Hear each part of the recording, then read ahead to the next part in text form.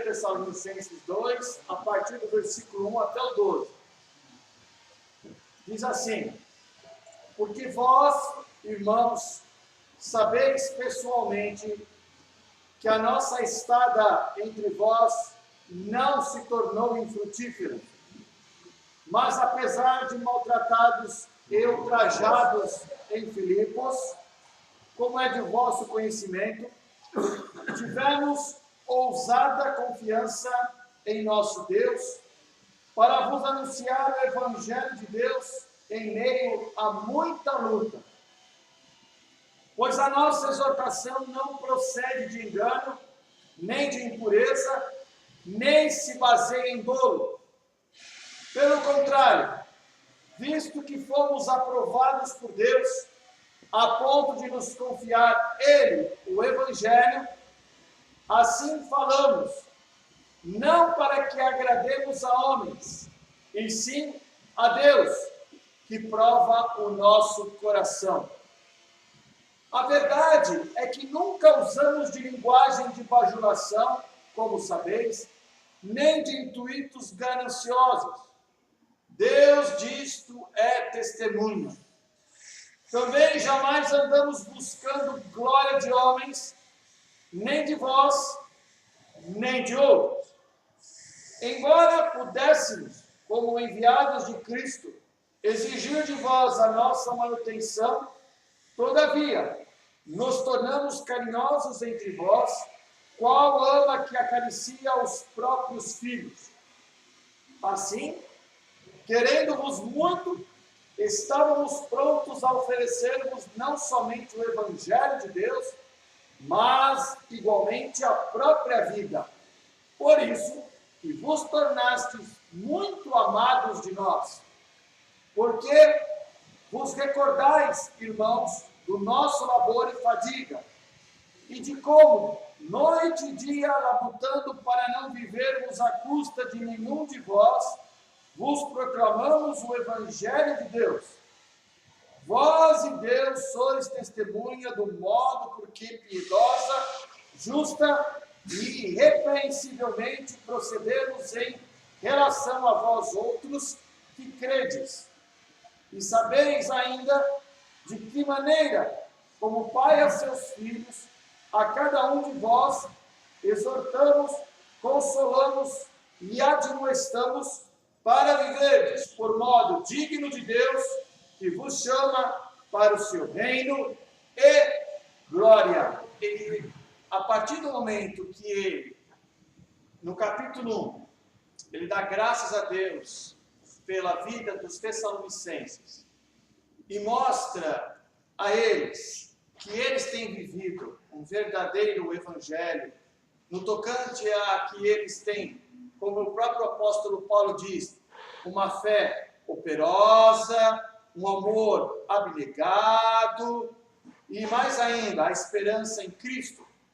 Ele, a partir do capítulo 2, ele então começa a, podemos dizer assim, alertar os irmãos de Tessalônica sobre algumas coisas que ele, Paulo, tem a preocupação de avisá-los, pois até então, Paulo, por meio de Timóteo, ele está sabendo de notícias ali dos tessalônicos, do que andam fazendo alguns que são contra a igreja de Tessalônica.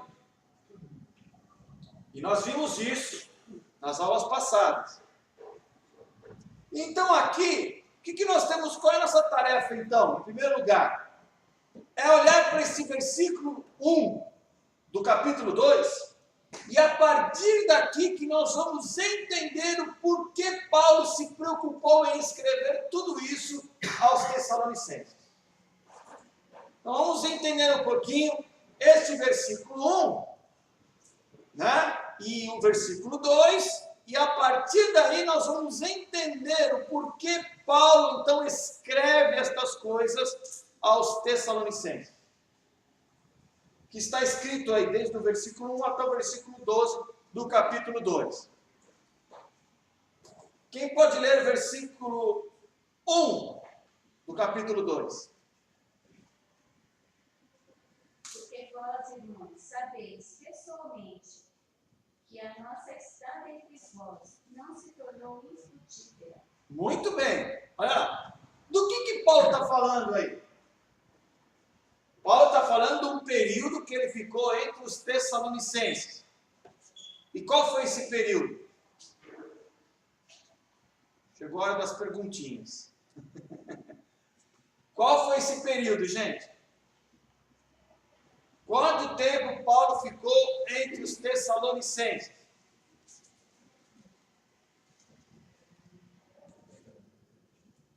Vamos lá. 3 semanas. Isso! 3 semanas. Dona Marli, a senhora lembra onde está escrito isso, que Paulo ficou 3 semanas? Na verdade, o texto fala 3 sábados, mas é isso mesmo, 3 semanas. A senhora se lembra de onde está escrito isso? Atos. Qual o capítulo, Dona Marli? Você está lembrada? Então eu vou dar uma dica para os irmãos. Atos 17. Então o que você vai fazer?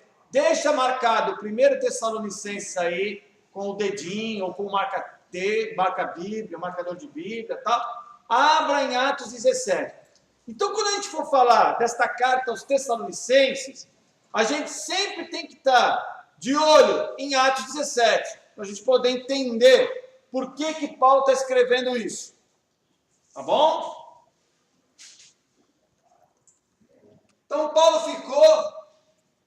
ficou no meio ali, ou entre os Tessalonicenses, durante quanto tempo mesmo? Como a dona Marli falou para a gente?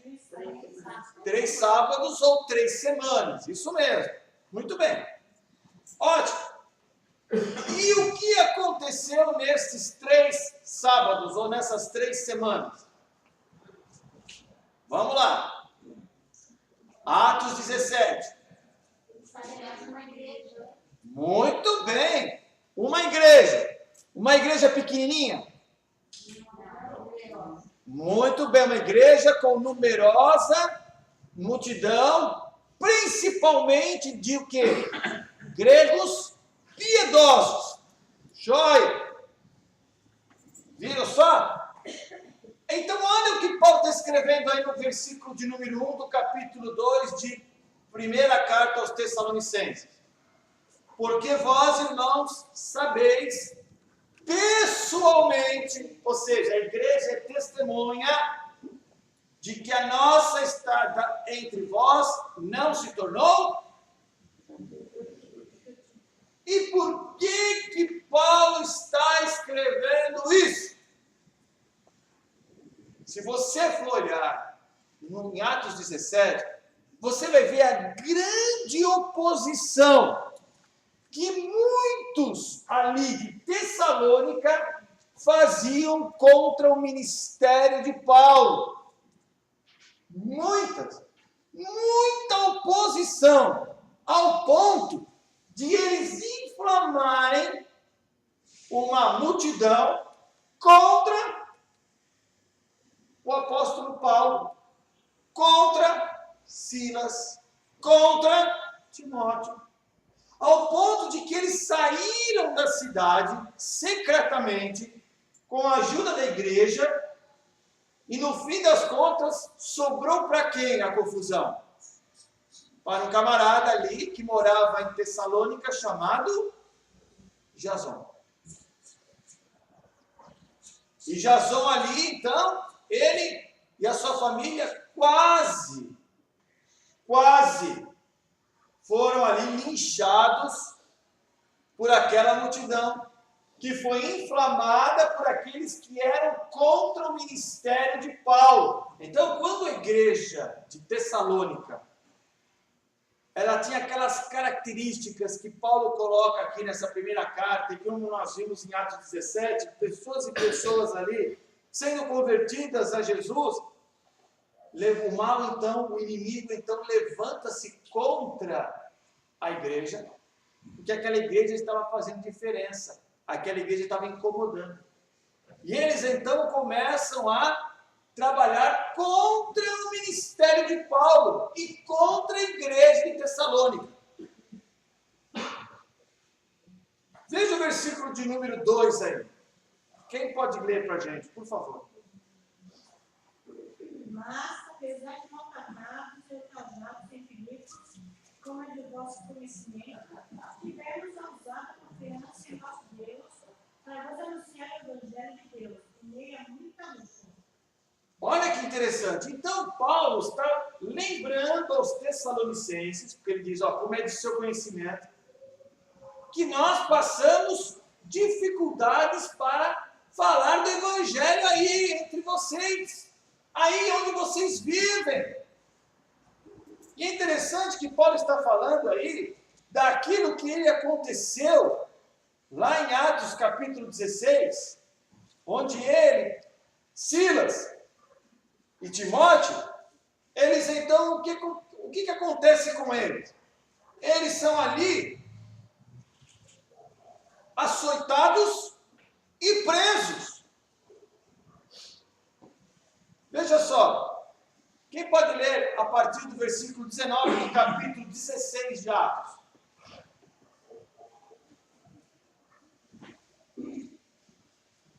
Vendo os seus senhores que se desfizeram a esperança do lucro, agarrando em Paulo e Silas, os arrastaram para a praça, à presença das autoridades. E levando-os aos pretores, disseram: estes homens, sendo judeus, perturbam a nossa cidade, propagando costumes que não podemos receber nem praticar, porque somos romanos. Levantou-se a multidão, unida contra eles, e os pretores, rasgando-lhes as vestes, mandaram açoitá-los com varas. E depois de lhes darem muitos açoites, os lançaram no cárcere, ordenando ao carcereiro que os guardasse com toda a segurança. Este, recebendo tal ordem, levou-os para o cárcere interior e lhes prendeu os pés no tronco. Até aí. Muito obrigado. Então veja o que eles passaram em Filipos, para depois, quando saíram de Filipos, andaram 160 quilômetros e depois chegaram em Tessalônica. Veja o que Paulo, Silas e Timóteo passaram para poder chegar em Tessalônica. E lá em Tessalônica, eles também quase foram inchados. E com certeza, diz aqui no versículo 2, que eles devem ter contado exatamente isso à igreja. Porque ele diz aqui, apesar de maltratados e ultrajados em Filipos, como é do vosso conhecimento. Então, o pessoal de Tessalônica já sabia o que tinha acontecido com Paulo, Silas e Timóteo lá em Filipos. Mas por que Paulo está dizendo isso para eles? Por que Paulo está relembrando estas coisas? Porque Paulo está tentando mostrar aos crentes em Tessalônica que eles deveriam, antes de acreditar nos difamadores da igreja, avaliarem primeiro o ministério de Paulo, para depois então fazer a comparação daquilo que aqueles homens difamadores estavam tentando fazer contra Paulo. Então nós temos aqui nos versículos 1 e 2, ali a dica ou a pista, por que Paulo então está escrevendo estas coisas a partir do versículo 1 do capítulo 2 até o versículo 12, à igreja de Tessalônica. Porque a igreja de Tessalônica estava sendo infestada, ou tentando ser inflamada contra caluniadores. Caluniadores no meio da igreja, tentando difamar o ministério de Paulo.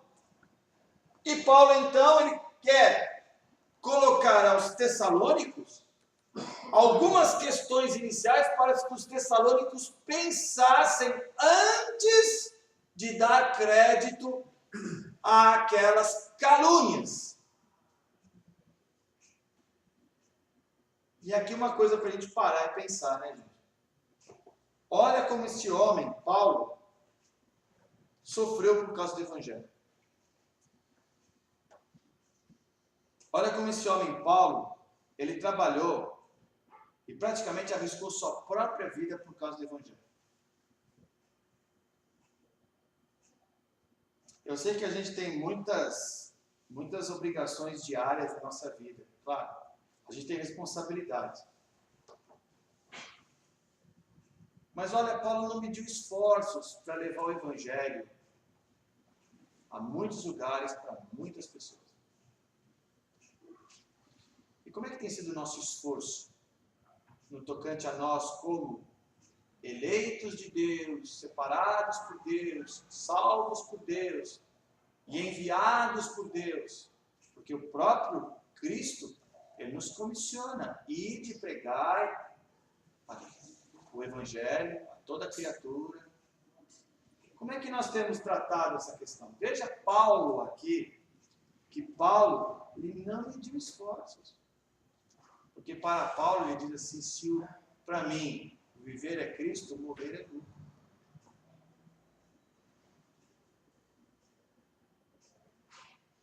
E às vezes nós colocamos tantas coisas na nossa vida na frente, colocamos tantas coisas na nossa vida, e às vezes deixamos de fazer o principal, que é levar o Evangelho. E eu estou falando de levar o Evangelho, isso significa que eu tenho que sair por aí com a Bíblia na mão, gritando pelas ruas da cidade. A Bíblia diz que, se você diz que você tem fé, ótimo, eu com as minhas obras te mostrarei a minha fé. Tiago falando isso, mostra que as nossas atitudes, que a nossa forma, nosso estilo de vida, ele fala por si só. E Paulo mostra claramente aqui que ele é um homem que buscava viver integralmente o Evangelho. Isso é um desafio para nós como igreja, para nós pensarmos como é que nós estamos vivendo a nossa vida diante de Deus, como crentes, como aqueles que foram escolhidos. Ou será que nós temos nos preocupado apenas em nos reunir de domingo aqui, e nos lembrarmos de nos reunir, ou de lembrarmos do Evangelho somente no próximo domingo? Isso é uma coisa que a igreja tem que começar a pensar e se sentir desafiada em buscar, se empenhar no tocante a viver este Evangelho como testemunho àqueles que ainda não conhecem Jesus Cristo. Mas vamos lá. E aí ele diz aqui, então, na verdade, esses dois primeiros versículos, ou literalmente, este primeiro versículo, quer dizer o seguinte: olha, eu, estando no meio de vocês, eu não vim de mãos vazias, mas eu busquei trazer alguma coisa para vocês. Independentemente de muita gente que na época de Paulo dizia que eram profetas, mestres, e que muitos viviam como podemos dizer assim, da ignorância do povo, né? Eles iam de mãos vazias para tentar conquistar alguma coisa do povo. E aqui Paulo está mostrando exatamente ao contrário, que ele não veio de mãos vazias, mas ele veio trazendo alguma coisa para aquela cidade, para aquela comunidade. E o que ele veio trazer? Exatamente aqui. Porque vós, irmãos, sabeis pessoalmente que a nossa estada entre vós não se tornou infrutífera. Ou seja, eu não vim buscar alguma coisa de vocês, mas eu vim levar alguma coisa para vocês. É diferente. A ideia é diferente. Ele não veio viver nas custas deles, ou às custas dele, mas ele veio levar alguma coisa que eles não tinham na vida deles, que era a salvação, a vida eterna. a verdade, a paz com Deus, a esperança em Cristo. Olha que interessante. E veja aí o que ele diz. Versículos. É interessante notar que Paulo, ele mostra a esses tessalonicenses que ele veio de uma maneira, o quê? De uma maneira sincera. Veja que ele usa 3 palavras aqui. Que é a nossa exortação, ou seja, a nossa pregação, ela não procede de engano, nem de impureza, e nem se baseia em dolo. O que significa essas 3 palavras? Primeiro, não procede de engano. Ou seja, não vem de algo fantasioso, de algo das suas próprias imaginações. É algo verdadeiro.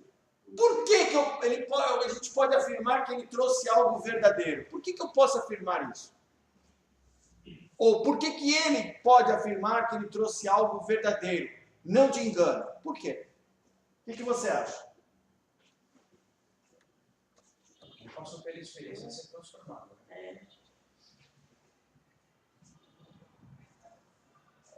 Passou pela experiência de ser transformado? O que mais? Por que ele diz assim? Porque a nossa exortação não procede, ou seja, não tem origem no engano, no erro. Por que isso? Primeiro, ele tinha sido dirigido por Deus para estar naquele lugar. É isso mesmo.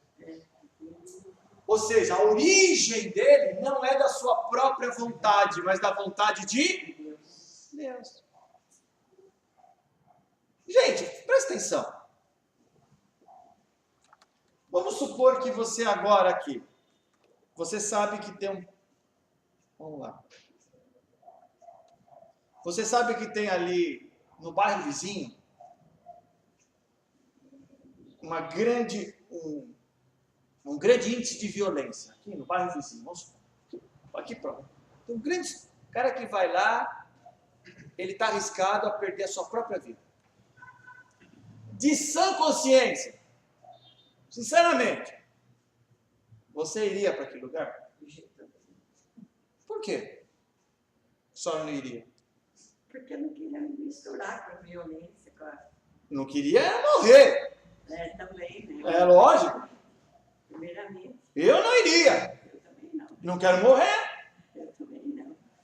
Certo? Ninguém aqui iria para lá, para esse bairro vizinho violento, com o risco de morrer. Ninguém vai fazer isso. Onde que Paulo está?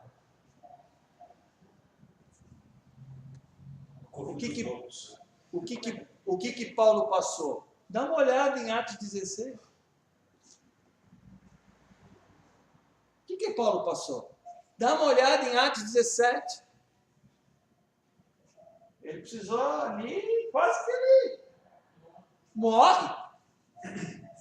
E veja o que aconteceu na vida de Paulo. Agora, como é que um homem passa por tudo isso? É em sã consciência. Pela sua própria vontade. Ele vai passar isso pela sua própria vontade? Sinceramente, gente. Claro que não.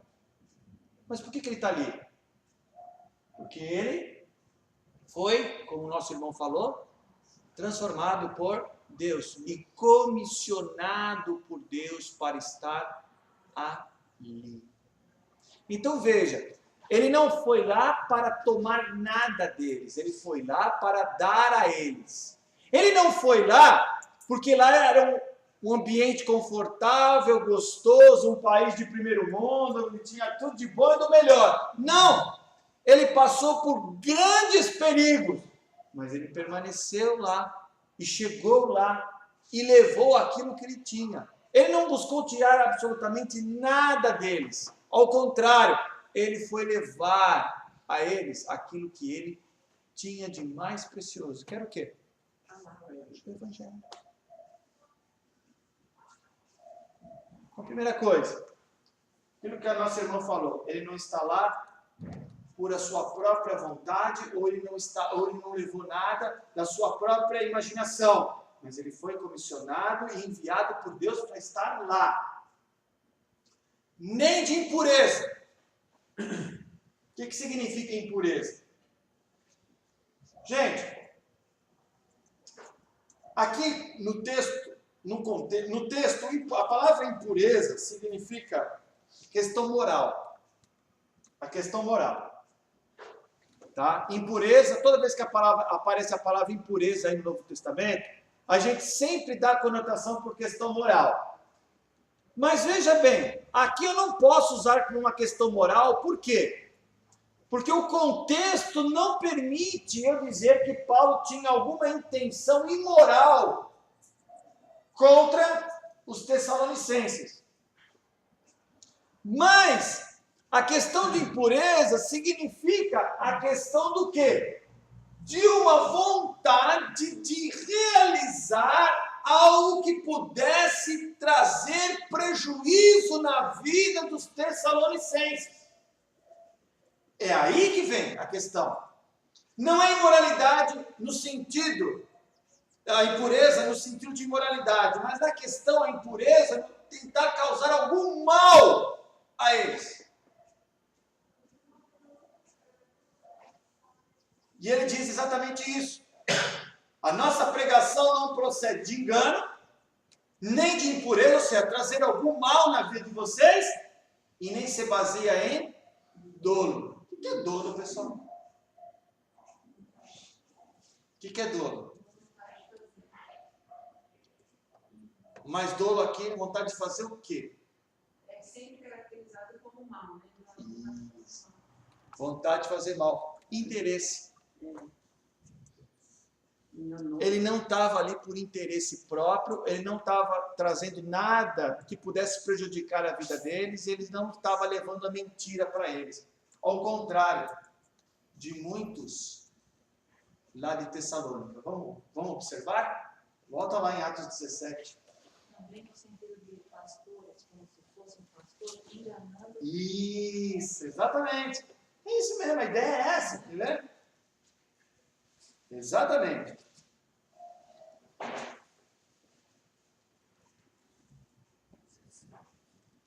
Quem pode ler no capítulo 17 de Atos, versículo 5?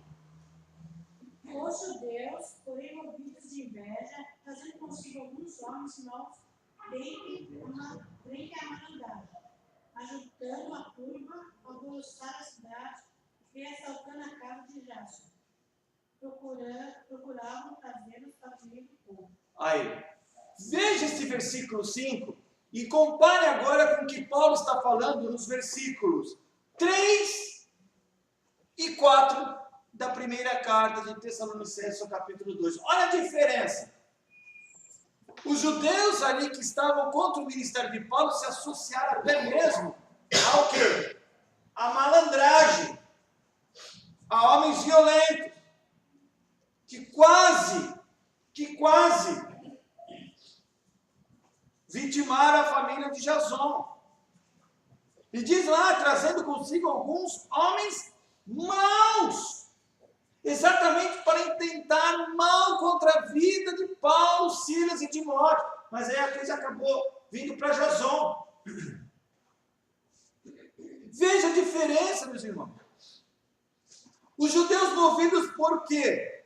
Diz aqui, judeus movidos de inveja, interesses próprios. E Paulo, ele vai aos Tessalonicenses mostrando aqui, nesse texto da carta aos Tessalonicenses, capítulo 2, que ele foi lá não por vontade de trazer algum mal ou de interesse para cima dos Tessalonicenses, mas para levar aquilo que ele tinha de mais importante. Não para tirar deles, mas para levar a eles o quê? Aquilo que tinha mais de importante, que era o quê? O Evangelho. A verdadeira palavra. Para aí pensar um pouquinho aqui, gente.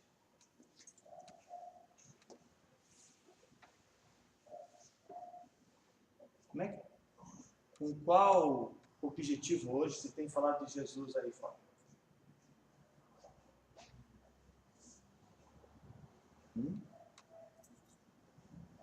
Olha para esses versículos 3 e 4. Será que esses homens que se dizem ministros do Evangelho têm levado Jesus dessa maneira? Para pessoas que precisam ouvir a mensagem do Evangelho? Será que eles têm levado uma pregação sem fantasias, sem dolo, ou seja, como diz a nossa irmã Ana Paula, a vontade de ocasionar mal à vida deles, sem interesse, sem mentiras? Olha a diferença. Olha como o mal, o inimigo, é sutil nessas coisas, onde o próprio diabo usa a palavra de Deus de uma maneira distorcida para enganar a muitos. E o próprio Jesus falou que enganaria até mesmo os escolhidos. Olha a diferença. E Paulo está falando isso aos Tessalonicenses, porque tinha muita gente ali naquela cidade contra o ministério de Paulo, tentando acabar com a igreja de Tessalônica pela discórdia, pela infâmia, pela difamação, pela calúnia. Vamos lá. Continuando, versículo 5. A verdade é que nunca usamos de linguagem de bajulação, como sabeis, nem de intuitos gananciosos. Deus disso é testemunha. Também jamais andamos buscando glória de homens, nem de vós, nem de outros. Ele continua com a ideia, a partir da metade do versículo 4 até aqui o versículo 6, para mostrar que não há interesse nenhum de Paulo no tocante a falar aquilo que eles gostam de ouvir, mas aquilo que eles precisam ouvir.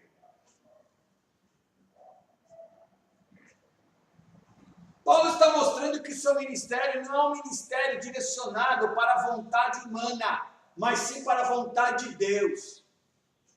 Paulo está mostrando que seu ministério não é para a glória humana, mas para a glória de Deus. Paulo não está mostrando que seu ministério é voltado para homens, mas para realizar a vontade de Deus de alcançar pecadores para a glória de Deus. É diferente. E uma das coisas que eu mais fico impressionado é que tem gente que gosta de passar a mão no pecado do outro e não tem coragem de falar para ele exatamente aquilo que a Bíblia diz acerca do pecado. Portanto, o que Paulo está mostrando aqui é que o evangelho que ele leva é um evangelho desinteressado em ambições pessoais. Exatamente diferente de muitos e muitos pregadores que têm levado o evangelho por interesses pessoais. É por isso que Paulo está falando exatamente que o seu procedimento, ou seja, o seu ministério, ele trabalha exatamente ao contrário daquilo que estes caluniadores dele, de Paulo, faziam com aqueles irmãos de Tessalônica. Que Paulo não veio para agradar a homens. E ele diz que nunca usamos de linguagem de bajulação. Nunca. E ele também diz que nunca ele buscou glória de homens. Tanto é que Paulo, ele era odiado por muitos. Porque Paulo tocava o dedo na ferida do coração humano. Quando ele trazia a mensagem do evangelho. Mas do evangelho verdadeiro. Não desse evangelho aí, fast food, que nós temos ouvido por aí fora.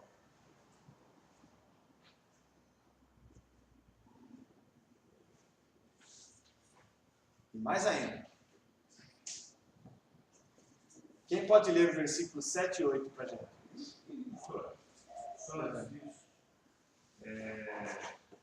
às vezes, tem algumas pessoas ou até igrejas também que vão para outro extremo, da acusação. Embora a gente tenha que revelar o pecado, lógico, mostrar que somos pecadores, mas tanto Jesus como os apóstolos levaram isso com amor. Eles eram odiados, mas ao mesmo tempo eram muito queridos. Por quê? Manifestavam amor. Senão, nós vamos ficar numa posição confortável de acusar. Você é pecador, você vai para o inferno. Eu entendo que a Bíblia diz que tem que mostrar isso, tem. Mas tem que mostrar o amor. Tem que mostrar conforto. É possível. É possível ser abençoado materialmente? Não é possível? Claro que é. Mas não é o objetivo. Mas é possível. É possível ser curado? É claro que é. Só que a questão é que eles enfocam só nisso. Mas se a gente não tomar cuidado, nós vamos dizer que o Evangelho não pode nunca permitir uma bênção material, uma bênção de saúde. E não é isso.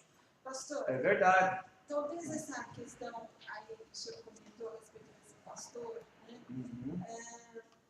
Talvez seja uma distorção de palavra, alguma coisa assim, tipo, porque nós somos orientados no treinamento a falar sobre a questão do pecado. E não esquecendo disso que o Valdir está falando. Porque, na verdade, quando Deus usa a nossa vida, e a gente tem que crer nisso e nunca duvidar, é que o Senhor vai usar as nossas palavras para edificar, para transformar, para corrigir. Então, falando naquele primeiro momento do pecado, ou não falando naquele primeiro momento, mas falando depois, o Senhor está trabalhando naquela vida. Então, talvez seja uma distorção de palavras, ou até mesmo de conhecimento, ou de alguma coisa nesse sentido. Porque é interessante que quando a gente se dispõe e crê na palavra que diz que a nossa boca vai ser usada pelo Senhor, Ele usa. Né? É verdade. E no momento, se você vai sentir naquele momento se você deve corrigir, exortar, mostrar o pecado, ou se você deve mostrar alguma outra coisa primeiro, para depois você falar que ele é pecador. Vamos lá, tá certo. É isso mesmo. Não, as duas posições se completam e vocês estão certos. É por aí mesmo, é em amor, não é acusatório. É que às vezes a gente fala aqui na frente e às vezes as pessoas podem pensar de uma maneira, mas é isso mesmo, é com amor. Eu não posso tratar as pessoas assim. Eu tenho que, como Paulo faz, chegar e da maneira correta e da maneira bíblica falar do evangelho para aquela pessoa. Eu não posso me isentar de dizer, olha, tudo bem, quem sabe um dia, né? Eu não posso me isentar, mas é como você falou, eu tenho que conversar com a pessoa e tenho que levá-la a pensar, a refletir, gente. É o que Paulo fazia, o que Cristo fazia quando ele estava com a mulher samaritana. Você quer vir procurar água? Você sabia que eu posso te dar uma água que você nunca vai ter sede? Como assim? Água que eu nunca vou ter sede? Exato! A gente precisa fazer isso para que as pessoas saiam desse marasmo onde elas estão e comecem a pensar. E às vezes, a gente tem a oportunidade, Deus coloca as pessoas diante de nós e a gente vai falar o quê para ela? Por isso que nós precisamos então estar o quê? Como Paulo falou, eu não vim aqui por minha vontade, mas eu vim comissionado por Deus. Eu não vim falar de mim, mas eu vim falar de Deus. Eu não vim falar pelas minhas próprias elucubrações, mas eu vim falar a verdade. E eu não vim por interesse. Eu vim pela vontade de Deus. Eu não vim de mãos vazias, mas eu vim trazer alguma coisa para vocês. Será que nós temos as mãos com alguma coisa para levar aqueles que estão desesperados, gente? E olha, o que tem de gente desesperada. O filho da Sueli estuda na Unip. Os meus alunos sabem que eu sou pastor. É fatal. Ou antes ou depois da aula. Vem cá falar comigo. Pastor, estou nessa questão. Professor, eu estou nessa questão. O senhor é pastor, o que eu faço? Ela está na mesma situação em casa. A coisa está assim, gente. As pessoas estão desesperadas e nós, como igreja, precisamos estar sensíveis a essas necessidades, porque tem muita gente que está ali precisando ouvir do Evangelho de Cristo. Pastor, assim em casa, mesma coisa.